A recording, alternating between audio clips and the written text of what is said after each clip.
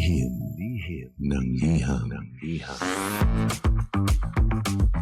Ang pinakamakulit na girlfriend mo sa balat ng radyo. Isang magandang morning sa inyong lahat! Ako pa rin po nag-iisang girlfriend mo sa radio. My name is Lindsay. Makulit pero may puso, handang makinig sa mga kwento mo. Alam mo, feeling ko kailangan mo na siyang iwan kasi it doesn't make sense. Ang kwento sa lihim ng liham.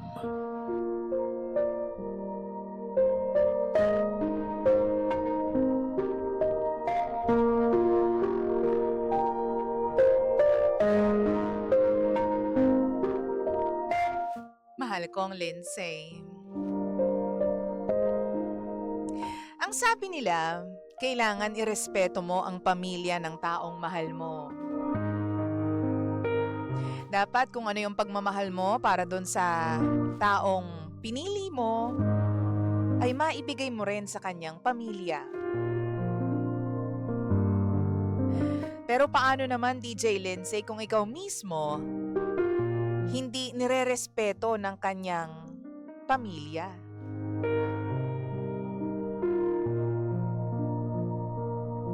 Magandang umaga po sa inyong lahat. Tawagin niyo na lamang po ako sa pangalang Dayan.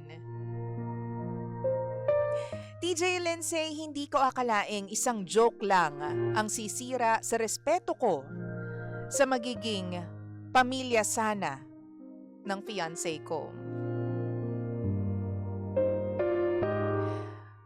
Fiancé pa lang kami noon at ilang araw na lang before lumipad siya papuntang UK para sa trabaho. Pareho kaming excited noon, DJ Lindsay, kahit alam naming magiging LDR muna kami. We kept telling each other na konting tiis lang. Magkakasama rin ulit tayo. Yun ang pinanghawakan namin. Bago yung flight niya, nagkaroon po ng simpleng family dinner sa bahay nila. Masaya naman ang kwentuhan, nagkakabiruan, asaran.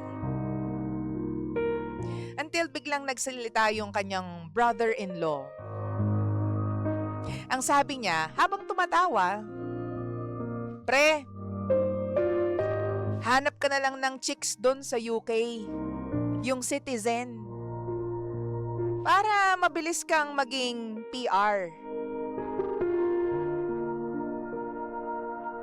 Tahimik lang ako kahit nasa tabi lang nila ako. Di ako nagsalita kasi hindi naman ako natawa. At lalong hindi nakakatuwa yung joke na yon para sa akin.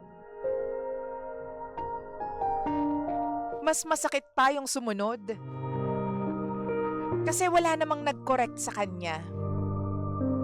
Walang nagsabi ng, "Hoy, hindi magandang biro yan, nandyan si Dayan." Even yung mga magulang niya, tahimik lang. Yung fiancé ko lang sumagot ng, "Hindi ko kailangan gawin yun. Malapit na kaming ikasal." Pero honestly, DJ Lindsay, yung katahimikan ng lahat ang pinaka nakasakit sa akin. Hindi po ako gumawa ng eksena nung gabi na yon. Ngumiti lang ako, tinapos ko yung pagkain ko at nagpaalam ako ng maayos. Pero habang papauwi na kami, ang sabi ko sa fiancé ko, "Alam mo, hindi naman talaga ako nasaktan sa joke. Mas nasaktan ako kasi parang normal lang sa kanila na bastusin yung relasyon natin." Hawak-hawak niya lang nun yung kamay ko at humingi siya ng tawad sa akin.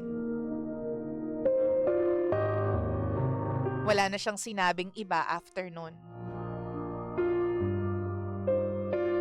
Makalipas po ang ilang buwan, sinabi namin sa kanyang pamilya na magpapakasal na kami. We informed them out of respect. Pero hindi namin sinabi ang exact date, venue, pati na yung oras ng kasal. Kasi DJ Lindsay, gusto lang sana namin ng peaceful wedding kasama ang mga taong genuinely happy for us. Nung ma-post na po yung wedding photos, biglang may mga nag-message. Ang sabi nila, bakit hindi kami invited? May nagsabi pa, pamilya kami ah. Di na ako nakipagtalo. Ang sabi ko lang, maliit na kasal lang yung ginawa namin. At yung in-invite namin ay yung mga taong feeling namin makakapagbigay ng katahimikan sa kasal na ito. People who made us feel safe. Hanggang ngayon, ang sinasabi nila, masyado daw akong sensitive. Siguro nga, tama sila. Sensitive ako. Pwedeng mali din sila. Kasi baka sila yung insensitive. Pero natutunan ko po, DJ Lindsay, na yung respeto ay hindi nasusukat kung kadugo ka ba o kaapelyedo ka ba ng isang tao. Minsan, protecting your peace means accepting na hindi lahat ng tao deserves a seat in the most important moments of your life. Minsan nakikita ko pa rin sa comment section ng post ng asawa ko na hanap ka na lang ng iba sa UK. Kasi alam ko naman na inaasar ako ng ibang pamilya niya. This time, wala na akong pakialam. Kasi kasal na kami. Pero at the back of my head, DJ Lindsay, napapaisip pa rin ako. Paano kaya kung mapariwara ang asawa ko? Paano kung sa pagpunta niya ulit sa UK ay meron siyang ibang makilala, tapos maging mas boto pa doon yung pamilya niya? Paano naman ako? Paano naman kami? Pinagdarasal ko na lang na sana, kahit anong mangyari, sana maprotektahan po ang aming pagsasama ng aking mister. Maraming salamat sa lahat po ng magko-comment at kung mababasa po ang aking kwento. Muli, ako si Dayan at ito ang lihim ng aking liham.